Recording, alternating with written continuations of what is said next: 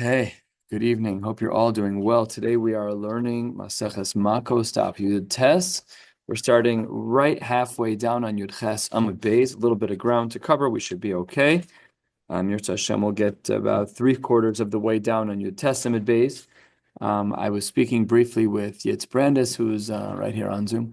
We're hoping to do a siyum early, preferably on Thursday. We're supposed to be done Friday, which means Shabbos, but gets a little complicated. So if I'm able to jump ahead enough over the course of the week, then we'll Yirtzeh Hashem have a siyum on Thursday. I'll know tomorrow morning when I sit down to learn to see if I can jump ahead enough. But as of right now, the plan is to do Thursday. It'll be $20 a person as usual. Charcuterie boards crafted by yours truly, not me. Gitz Brandis. Just want to be clear. I have other skills, but that's not one of them. You're off the hook for cooking. You're off the hook. Yitz Brandis is not going to sleep between now and then. Sous vide and a couple of other things that are going to happen. We'll see. We're halfway down on Yud Ches Amud Beis. The Gemara says, Amar Rebbe Lazar, Amar Reb Hoshaya. We'll see soon that we're not sure he was the one who authored this.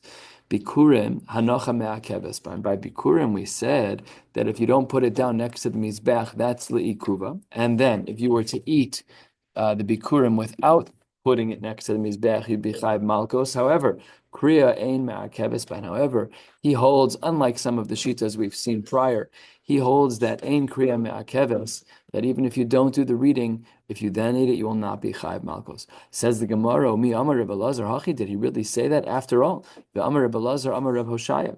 Ifrish bikurim kodam lechag. If somebody was mafresh the bikurim, meaning they separated it from the rest of the fruits, they did so before Sukkot, but they didn't do the kriya, they didn't do the hanacha. Then what happened? Va'avar alein hachag. Then Sukkot happened. So this is the line in the sand. Really, ideally, bikurim should be brought before that time with hanacha, with kriya. This guy was mafresh, but he didn't do kriya and hanacha, and then Sukkot kicked in. So then, now it's afterwards. What does he do with the bikurim? The halacha is yir kipu. Nothing happens. We don't do a proper bikurim. We wait until the fruits basically rot. So says the Gemara, "My lab mishum de lamatzi lemikre alein." It seems over here that perhaps the reason why we say yirkavu when you are mafresh to bikurim, but you didn't do the hanacha and the kriya beforehand, is because you can't do the kriya. And what does that seem to imply? That kriya is the reason why things are happening. If you say kriya is not the problem, why then should it be that there is yirkavu? You said that the kriya is not going to be ma'akev Rebbe Lazar bar Rebbe Hoshaya. Elamai says the Gemara must be kid Reb Zera. Okay, so I'm going to read the answer of Reb Zera. It's a famous Shas concept, but then we have to learn how the mashal applies, what the nimshal is. So the Gemara says, like Reb Zera, this is a Shas concept. It's found all over the place. If you look in Os Katan Dalid of the Masoras HaShas, you will see that there is no lack of placement of this Gemara, Menachos and Nida and Yevamos, Kedushin, Chulin. It's all over the place. Bava Basra. What does Reb Zera say? So let's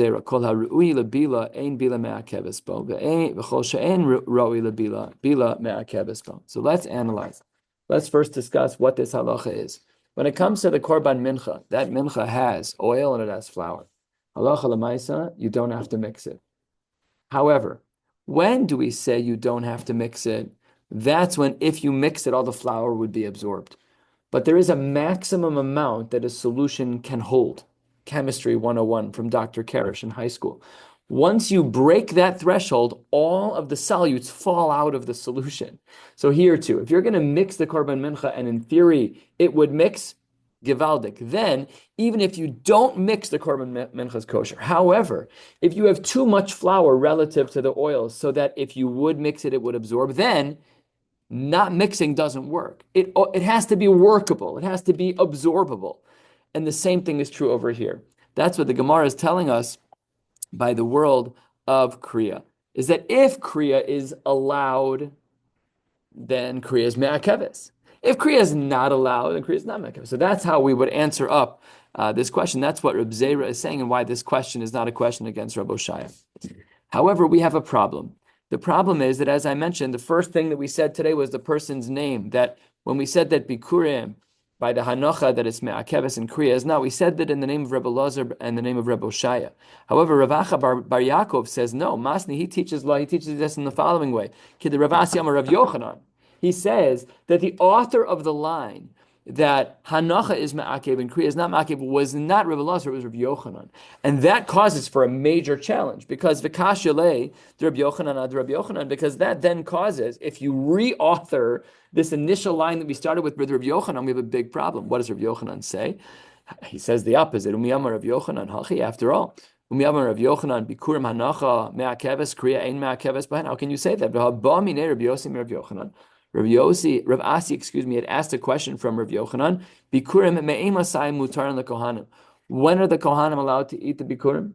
I know when I'm the bringer. I'm not a kohen. I bring my bikurim. I put it next to the mizbeach, or somebody puts it next to the mizbeach for me. Arami oved avi. I say all the psukim the kriya. When can the kohen eat it? When can he eat it? V'amar le Rav Yochanan says Rav Asi haruuyan lekriya mishakar aleim. Those that can have kriya, then when does it become mutter to the kohen? By kriya. What are you talking about? If the initial phrase that we learned today, if the initial member was Rav Yochanan, the kriya is completely irrelevant. It's not ma'akev at all. And therefore, why is Rav Yochanan now saying that it's le'ikuva? That makes no sense.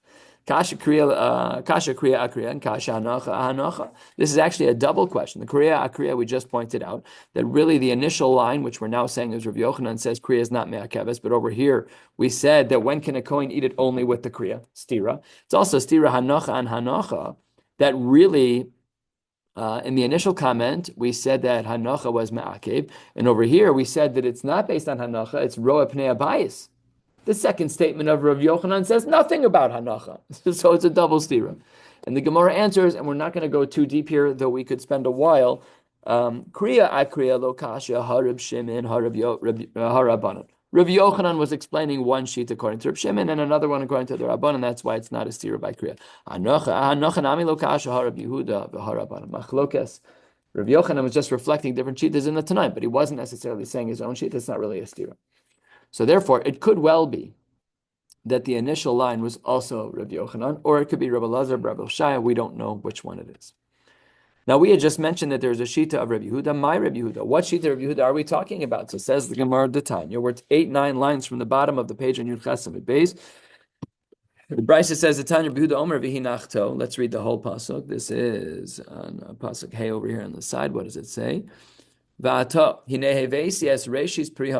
bringing my first fruits, asher nasat li Hashem, that Hashem gifted me. I'm going to place it before Hashem, and I will do my prostration. I will service HaKadosh Baruch Hu in this way. But the way that Rabbi Yehuda learns the word v'hinachto is not what we think it is. V'hinachto zu tnufa. This is the motions that the Kohen and the Baal Habayis do by moving it. That doesn't mean the pashtus. So the Brisa says, how did you come up with the fact that v'hinachto means tnufa? If you wanted to say tnufa. We're not shy. The other psukim and Chumash talk about, they're literally opposites. Don't move it or move it, right? So says the Gemara, ata omer zu tnufa, ho'einu el hanocha mamish. It says the Gemara, it can't be hanocha mamish because we already have another pasuk describing hanocha. Ksho omer v'hinicho arei hanocha omer amani makami nachto must be zu tnufa. Still kasha to David's point. Still. But we're not going to get into the Rishonim now. This is how we do things. In Daf Yomi, that's how we do things. In the Rishonim world, we would pause and say, this makes no sense. And we'd need Rishonim to get to the deeper logic of why he would take a word that means don't move this thing to then mean move this thing. Yeah, it's troubling. It's troubling. So that's what he holds, is that v'hinachto means to move it. And the Rishonim here writes that because one of the hinachto means v'hinachto and the other means tnufa, it must mean that tnufa is not, that hanacha is not me'akev, which is fascinating. It said b'hanacha in one pasuk. So that's one shita. Uman tana de palag leder Yehuda. That's Rabbi Lazar ben Yaakov. V'detanya v'lokacha kohen atenem yadecha limid ala bikurim shetun and tnufa. So there, when it says there, that's not talking about v'hinachto. That pasuk says when the kohen takes the basket from his hands, that teaches us you need tnufa. Divi Rabbi Lazar ben Yaakov. My time Rabbi Lazar ben Yaakov. Why does he say that? Why does he say that there's tnufa? Because asi yad mishlamim. We learn a Gzeira Shava that teaches us we need Tnufa. What's a Gzeira Shava? Ksiv Hacha, in our case, in another place, Ksiv Hasam, Yadav Tivienu es Ishe Hashem v'chule, and it talks about Hanafa, Makan Kohen av lahalan Kohen. Just like in one case it's talking about Kohen, so too in another. And Malahalan Bailim, just like over there in that latter case, it's talking about the Tnufa of the Bailim. Avkan Bailim, so too over here in our case, we're talking about Tnufa of Bailim. Now, where does Rabbi Elazar ben Yaakov learn Tnufa from? He learns it from V'lakacha Kohen Atenem Yadecha. Do you see the word V'hinachto? No. Which means that he learns both words V'hinachto as actual placement, which means he holds that Hanacha is Me'akev. So we see here a Machlokas Tanoim that's being drawn out, and this is such a unique drasha. We're not saying that nobody holds V'hinachto. Even Rabbi Yehuda, who says V'hinachto means V'hinachto, but because it only says it once, therefore Hanacha is not Ma'akev. Mash Enkin, Rabbi Elazar ben Yaakov, he says no, he holds it because V'hinachto both times is referring to V'hinachto. Therefore, we learn that Hanacha is Ma'akev. Okay, Tzad, what's the case? How do we do this? Tnufa, Maniach Kohen Yodav Tachat Tzad Ba'al Mumeni. That's just the mechanics of how we do things. Is that when we're doing Tnufa, we have the Kohen put his hand under the hands of the Bailim, and then together they move in all of the appropriate directions, whatever the details are. Another case scenario, and the very bottom line of Yud Chesed Amud Beis, the Gemara says, Amar Rava bar Ada, Amar Rav Yitzchak, Bikurim, top of Yud Testament, Aleph Me'imasai, Chayovin Alein should be the Lashon. Me'imasai Chayovin Alein. Rashi, we wouldn't know what we're talking about. It's amazing how little we would have known without Rashi. Me'imasai Chayovin who? Me'imasai Chayovin Alein Misa Zar HaOchlan. Yeah, come on. Like, that's not even like anywhere near what's happening in the Gemara. Pasha would have had no idea. So Rashi had to figure this out for us, and he had to do it based on the following Mar Mekomos. He reverse engineered, and then Rashi said what he said. So therefore, our case scenario is, how do we know that a Zar is going to die for eating Bikurim, says the Gemara, or when, I should say when, Me'emasai? It's Mishayiru Pnei Abayis. From the moment that the Bikurim are visible to the Pnei Abayis, at that point, if a Zar eats it, he's Chayiv Misa. If he would have eaten the Bikurim 3 minutes before he got to Hare Yehuda, again, wherever the actual line is, it's within the whatever, within the Chel, I don't know where the line is, but whatever it is. But if the Zar would have eaten it 1 minute earlier, no Aser, but not Misa. You're a Zar, you eat the Bikurim after it enters into the you're Chayiv Misa. So it's based on Pnei Abayis Kiman. Who does this hold? Like says the Gemara, Ki Haytana, like the following verse of the Tanya, Belazar Omer, Bikurim Miksasim Mechus Miksasim Bifnim. By the Bikurim, if some of the fruits are inside the Mikdash space and some are out, Shebachutz Harehin Kechulim Chol Divrei, no problem. That's like regular fruit. Shebifnim Harehin Kehektish L'Chol Divrei, and this is where we come in because it's hektish. Can a Zar eat hektish? Pashut not. He's Chayiv Misa for eating hektish. This is such a Yiddish idea. Same exact food. 1 minute ago, everyone can eat it. 1 minute later, if you're a Yisrael, you're Chayiv Misa for it. Just a very Yiddish idea, because halacha places boundaries upon boundaries upon boundaries in all of the areas of challenge. That's why you will find in halacha about a quarter of all halacha deals with food, a quarter of all halacha deals with money, and a quarter of all halacha deals with intimacy, reminding us that these are spaces of tremendous challenge. Let's continue. Amar Rav Sheshes Bikurim Hanacha Me'akeves Bahin Kriya Ein Me'akeves. I mean, this we saw earlier. This is what we started with on the previous Amar, which is the same shita as Amar Rabbi Elazar or Amar Rabbi Oshaya, or as we said Amar Rav Asi, Amar Rabbi Yochanan. We don't know who, but now Rav Sheshes is quoting the same thing. Kaman, who does he hold that this is like, that Hanacha is Ma'akev and Kriya is not Ma'akev? So it says the Gemara 6-7 lines down. Yotes Madalav it's Ki Aitana Detanya. We have a brisa. This brisa can be found in a few places in Shas, Zvachim Tumura, and in the Tosefta and Sanhedrin. Rabbi Yossi Omer Detanya. Rabbi Yossi Omer Shlosha Dvarim Mishum Shlosha Zakenim. Rabbi Yossi quotes 3 things. We're only going to be quoting one of those 3 things now. It's the one that we need right now, which is the Shita Rabbi Shmuel. Rabbi Shmuel Omer Yachal Yale Adam Meiser Sheni Bizman Azeb Yerushalayim Yochlenu. Oh, this is like the conspiracy theory. This is like the very the Kanoim. The Kanoim say I can still bring Meiser Sheni today because it's Kitcha. It was Kitcha La'asi level. That's a possible svar. So I might have thought, says Rabbi Shmuel, that I can bring even Meiser Sheni today. And we'll see why in a moment. And Vidinhu, the opposite. Vidinhu, that it should not be true. Don't say that. I don't know why it's structured this way. The syntax is odd. Normally in this flow, Vidinhu is supportive. This Vidinhu is the exact opposite. Says the Gemara, Bechor ton havas makom. We know that by a Bechor that it has to be brought to a specific place. Umaiser Sheni as well as ton havas makom also has to be brought to Yerushalayim. Ma Bechor einu el bifnei abayis, af Maiser Sheni el bifnei abayis. We make a gzera shava or a hekesh. Probably a hekesh, and we make a comparison that they both have to be in Yerushalayim. So you might have thought Maiser Sheni can be brought before the makom, but can be brought even today. Says the Gemara, no, it has a hekesh to Bechor. That's what the Gemara says. However, asks the Gemara, no, by the Bechor, there are things that are put on the Mizbeach. There are matanos to HaKadosh Baruch Hu, and not everything is karev. Some things get put on, things the Bailim can eat, the Kohanim can eat, I should say. So if that's true, so then maybe it's not comparable to Ma'aser Sheni. Maybe Ma'aser Sheni Taka could be brought today. Says the Gemara, no way. Mala Bikurim, I'm sorry, Bikurim Yochichu. Bikurim could prove that that's true because Bikurim are fruits, and we don't put emurim on the mizbeach for Bikurim. Same thing with Ma'aser Sheni. We don't know. We have something that's comparable. That's what the Gemara says. Ask the Gemara, well, Ma'al Bikurim shkein te'un and hanocha. That's not true by Ma'aser Sheni. There's a uniqueness in Bikurim, so perhaps we can't complain. We can't compare, I should say, and we can't say that Ma'aser Sheni can't be eaten. That we can't say that Ma'aser Sheni can be eaten today. So therefore, we tried our hekesh and we failed. Talmud Lomar, therefore we turn to a pasuk. And we're going to talk about this transition, why we didn't try to do the Chazar Hadin, Lo Re'izeh Ki Re'izeh. Because we have Bikurim that has similarities to Ma'aser Sheni, and we have Bechor that has similarities to Ma'aser Sheni, even though there's a kasha on both. So what? We do this all the time, Chazar Hadin. So the Gemara doesn't go that route. We're going to question that in a moment. Talmud Lomar, what is the pasuk that then teaches me that I'm not allowed to bring Ma'aser Sheni in 2025, even if I'm in the right location, right in the Makkah, that we know where we are. We know the actual footprint of the outer walls. We know we know everything down to the inch. We could figure things out. We have Maseches Midos to help us, and we can figure it out.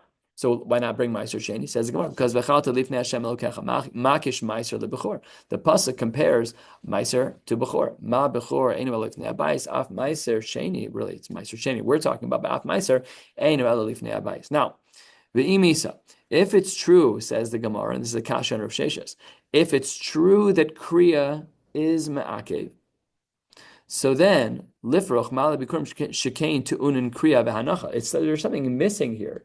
If you wanted to say that kriya is critical, then when we were calling out the difference between bikurim and Ma'aser Sheni, we should have said that by bikurim it needs kriya and hanacha, not just hanacha. Elamai, says Rav Sheshes, it must be that kriya is not a requirement. That's based on Rabbi Shmuel. Good question. Amar Rav Ashi, well, not such a good argument. Nihi de'ikuva leka. I understand that it may not be ma'akev. Lav dafka, the Rabbi Shmuel's question is right. But mitzvah mi leka, and velema mitzvah lifrach. We could have talked about a mitzvah, but he didn't do that either. So he didn't talk about kriya, and he didn't talk about the mitzvah shebo. So then it must not be that it's only kriya, because he also ignored the mitzvah. Ella, it must be that something else is going on with Rabbi Shmuel. Ella, says the Gemara, Amar Rav Ashi, kevan de'ika bikure Chiger, because we have, does that say Chiger? I have a line in my Gemara. Hager. I have a pen on me. Thank you. Because we have a ger who has bikurim, but he doesn't have any father, right? He has a biological one, but not a halachic one. He can't say, so then lo psikale. Rabbi Yishmael was he didn't want to talk about kriya, because not everybody can do kriya. There's a bunch of Yidden. We know Yidden who are gerim. They have no ancestry. So that's why he left it out. In other words, you can't learn anything from Rabbi Shmuel, not in this regard at least. You can't learn anything about Kriya, because perhaps the reason why he left out Kriya when he was trying to break the comparison between Bikurim and Ma'aser Sheni was because Kriya doesn't apply to a ger.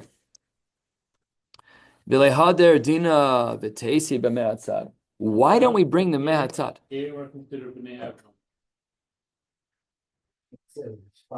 When we do a bris on a ger, we say the child's name Ben Abraham.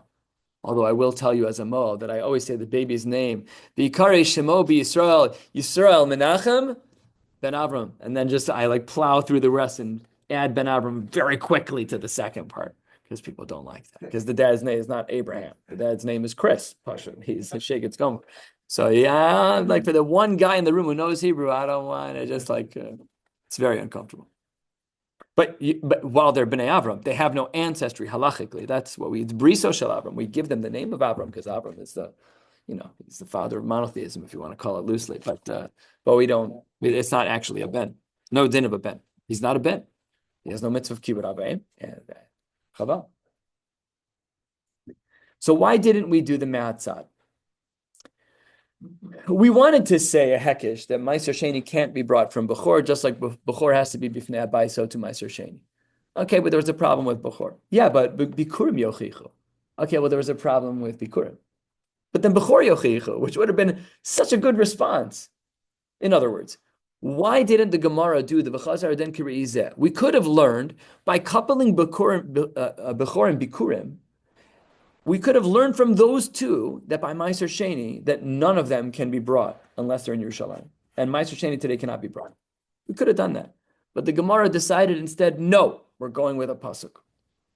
This is a question on like how we learn things out. It's like so basic, but it's such a hard thing. We are like, we don't understand this at all. And my Rebbe said this when I was in Grus. This is the one of the things he doesn't understand at all, is how the Chachamim knew where to learn things from. I could have looked at a pasuk of the Hinachta, be like, put it down. But the Gemara says, no, it's Nufa. Because you have to hold cup with every Vihinachta and everything. You have to be holding cup on everything. So he said this for him, he said this was something he couldn't wrap his head around. So the Gemara is asking us a question. We can't even appreciate the question, which is, why did the Gemara decide to not use the mehatzad and instead to use a pasuk? That's the Gemara's question. So the Gemara says, why didn't we do that? Mishum de'ika lemifrach ma le'atzad hashabash shebehen shekein yesh bohem tzad mizbeach. The reason why is because Bechor and Bikurim, while there are common denominators to them, which is that they both have to be in a specific place, they also have a common denominator, which makes them an invalid comparison to Meiser Sheni. Bechor and Bikurim have Mizbeach components to them. The Bechor has the Emurim that's put on the Mizbeach. The Bikurim is Vihinachto next to the Mizbeach. The Meiser Sheni does not need that at all. And therefore, we couldn't do the Mehatzad. Stuck, not allowed. Even though in our brains, as relatively, we've learned most of Shas, but Afal Pikein, it doesn't work because the Mehatzad can't have a common denominator that breaks its comparison to the thing you're learning from, or learning to, I should say. Okay, says the Gemara, coming back to what we were talking about earlier, Umay Kasavar, Rashi's 12 lines down, a little bit more, 15, 18 lines down. Umay Kasavar, Haitana de Pshita le Bechor, Tfei mi Meiser, the one that we learned Bechor to Meiser, what was his opinion? Umayka Savar, that Bechor can't be done in 2025. We just took it at face value. Oh no, you can't do Meiser Sheni in 2025 because you can't do Bechor in 2025. You didn't bring me a Mar Makom. How do I know you can't bring a Bechor in 2025? So it says again, Umayka Savar. If when Yehoshua did his kibush, not only was it kedusha for then, but it lasts forever. So, afilu bechor nami. Maybe we should be able to bring the bechor in 2025. And if you want to say that it was only kaddish in the times of Yehoshua, but not now, and when Mashiach comes, we'll have another kedusha. Then afilu bechor nami tiboy. Then we should not have anything work with bechor and mimanavshach. So how do we know anything about bechor? Amar Ravina. Really, we have a new kimta to make here. We're 8 lines from the bottom on your Testament. Says the Gemara Ravina. But really, we hold that the kedusha of today is not the kedusha of yesteryear. The kedusha by Yehoshua was kadosh, but it didn't last. What's our case over here, where we seem to know what we're talking about by bechor, so that we can make a comparison to Meiser Sheni? So this is just extremely tight timing. Watch the flow of events here. The Bechor is brought. This is a great one. The Bechor shenizrak damo kodem chorban habayis. So you do the shchita, you do the Kabbalah, you do the halacha, you do the zrika. Right then, the Beis HaMikdash is pasha destroyed, done. Okay? And then Bechor habayis. But Vadaim B'sarokayim. Can you eat the meat? Just says the Gemara. What? according to some, eating the meat is part of the process. So if you don't eat the meat, well, you may get kapara anyway. it's the whole korban. I mean, you'll get the kapara, but if there is kapara by bikurim, but the question is what happens with the meat. Umakshinan b'sar l'damo, and we equate basar to dam. Ma damo b'mizbeach af basar b'mizbeach, and therefore you cannot eat the meat because there's no mizbeach anymore. What a new kimta! So that's how we know that a bechor cannot be eaten in 2025. Again, like this sequence of events is incredible. And this is like a huklal gadol. One of my kids said this to me. I don't like learning Gemara. The cases are unreasonable. Yes. Why are they unreasonable? They're pressure testing. Where is the exact line where halacha says no more? So the answer is right here. The second the mizbeach falls apart, you cannot eat the meat of the bikurim anymore. Therefore, not this in final says your Rabbi Shmuel holds. What? It sounds like there might be other holdings though, right? Like it says first like one holding, but it's possible like other someone else will hold different. In fact, like Rabbi Shmuel is dealing with like the Bechor, but doesn't like give out anybody else's opinion. Is it possible there's others in? I mean, I do know Shas, but in humility, I'll tell you, I just don't remember. I don't know. I'm saying we're like being very definitive that you can't. We're being categorical now. Yeah. It does seem that this is a broader response, but you're correct that it's under that umbrella of Rabbi Shmuel. That's astute. I don't know if it's correct, but it's certainly a sharp comment. I just don't know what the truth is. Let me get you a mirror. We'll listen to you talk about yourself. It'll be great. So that the Gemara here is trying to share with us that we know where our line in the sand is when it comes to Bechor, and therefore, just like Bechor, you can't eat the basar, no mizbeach, so too by Meiser Sheni. And umakish Meiser leBechor, and also Meiser can be compared to Bechor. Says the Gemara. Hold on one second. Are we allowed to do a double hekesh? Says the Gemara, 2 lines from the bottom. V'chi davar halamed behekesh, chozer umalamed behekesh. Is that allowed? Seemingly, that's really not allowed. Says Rashi, 5 lines from the bottom. You're not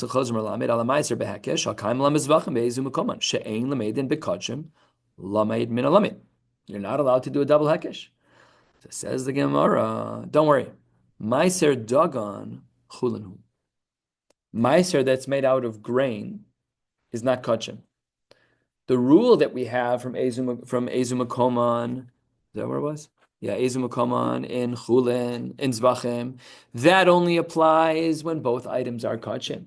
But one of ours is Meiser, and the grain of Meiser is not kachim, it's Chulin. Therefore, we can do the double hekesh. We can say that the Bechor has a din of when the Beis HaMikdash is charav, you cannot eat the meat, and we can also be makish from Bechor to Meiser. Good to go. Double hekesh. Top of Yotes Amud Beis. Hani chalamanda amar basar lamed azlinan. I could understand if you want to tell me that when we are learning from something like the Meiser Sheni, that's what we're trying to learn to. We're trying to learn to Meiser Sheni. Elalamanda amar basar milamid. When you're learning from the source, so then ma'ika lememar. That's a problem. Remember, we learned from Meiser to, we learned from Bechor to Meiser Sheni. Where does the rule of not being able to do a double hekesh apply? Does it apply to the item you're learning from, which is Bechor, which is Kachim, in which case Ma'ikal Meimar, because then you're still talking about the same thing? Or do we say it's talking about the item you're learning to, which is Chulin, and therefore, yes, no problem, double hekesh. So that's what the Gemara says over here. If you're talking about what you're learning to, which is Meiser Sheni, which is Chulin, if it's Dagan, no problem. We don't have a problem with the Gemara in Zvachim because the rule of you can't learn a double hekesh doesn't apply when one of the items is Chulin. But if you say where we're learning from, the from is Kachim, it's Bechor, Ma'ikal Meimar. Says the Gemara, really none of this is a double hekesh. Why not? Damu basar chadam ilsein. Yes, there are differences between basar and dam. We could be mechalek, but halachically, when it comes to the hekesh, at least, because they're really one. They're one and the same thing. Now, we would obviously distinguish. You can't eat blood. You can't eat meat. I can come up with 100 differences. We salt meat to get rid of dam, but then we eat the meat when we're done.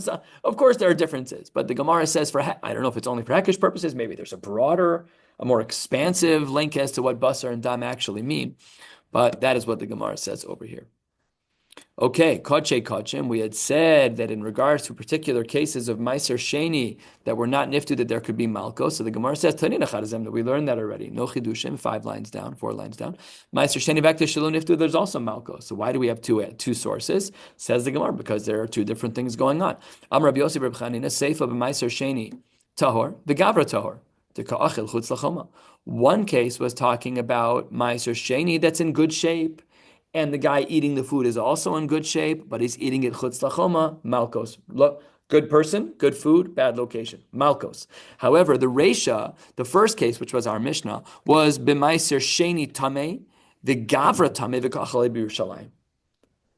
Bad person, bad food, good location, malkos. So the cases are not the same. One is locate. The Gemara doesn't drill down and separate the food from the person, which is interesting. I don't know why the Gemara doesn't do that, but instinctively I would have said, oh, there are 3 factors: the food, the person, and the location. The Gemara doesn't care. The Gemara is just saying the location and the other 2 are always coupled together. Why? I don't know. I don't know. I would have thought to distinguish, but the Gemara does do it.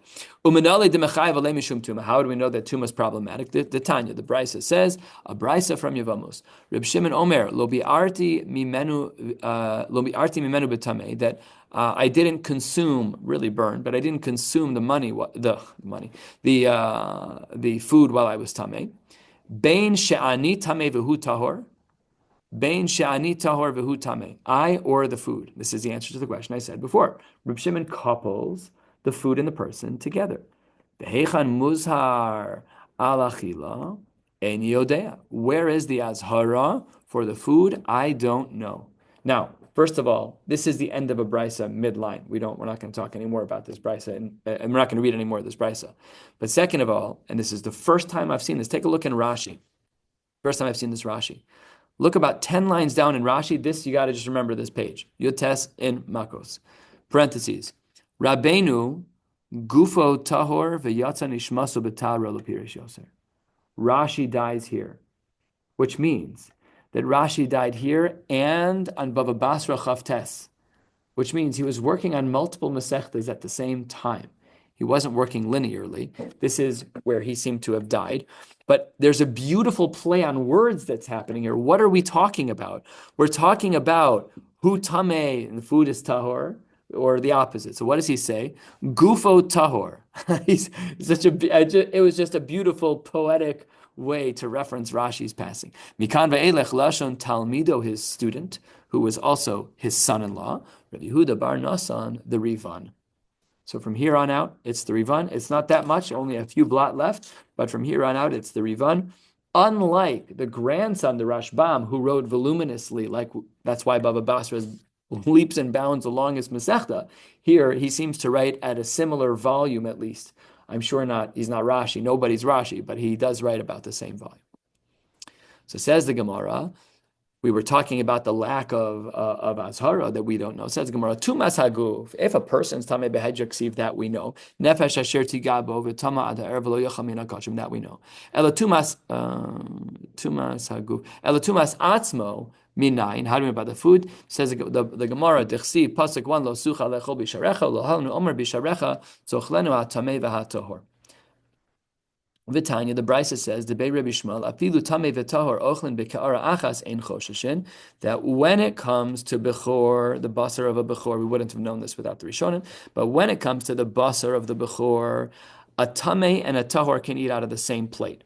The Kamar Achmana, heich tamei deshari lach gabe tahor, hasam, hacha lo seichel. That's true over there. The Torah does allow over there by basar, bechor, to be eaten that way, but hacha lo seichel. Here by Meiser Sheni we don't allow it, and this is that verification of what we're looking for, the azhara, that one who is tamei, and if a food is tamei, the Meiser Sheni he'll be chayav malkos. Uminale debar pediyahu. How do we know? Says the Gemara, that when we have Meiser Sheni that's tamei in Yerushalayim, again, without the Rishonim, we would have been lost here. How do we know that Meiser Sheni that's tamei in Yerushalayim can be nifte? Damar Rebbe Lazar, minayin l'Meiser Sheni shenitma shepodin asafila b'Yerushalayim Talmud Lomar kilo suchal se'eso ve'ein se'eso So that's based on the pasuk that we know that we can be podeh. Amar of Bibi, Amar of Asi, Minayin Lemaiser Sheni Tahor. The pigeon has to happen outside of Yerushalayim. So how do we know that that's allowed? So he uses the same pasuk for a different purpose. But how can you do that? How can you, Rabbi, use this pasuk to teach me that Meiser Sheni Torah is podeh outside of the choma by one step? You should have needed this for the din that Meiser Sheni Shenitma Shepodin Osafil Yerushalayim. Says the Gemara, Kain Lemakra Lo Suchal. Leochlo, so it must be that because of the weird word, we can learn multiple things from that. Maybe really you're wrong, and we should have learned everything like Rabbi Bibi did. Rabbi Bibi didn't learn two things from that pasuk; he only learned one. And with this, we're going to close. So shmami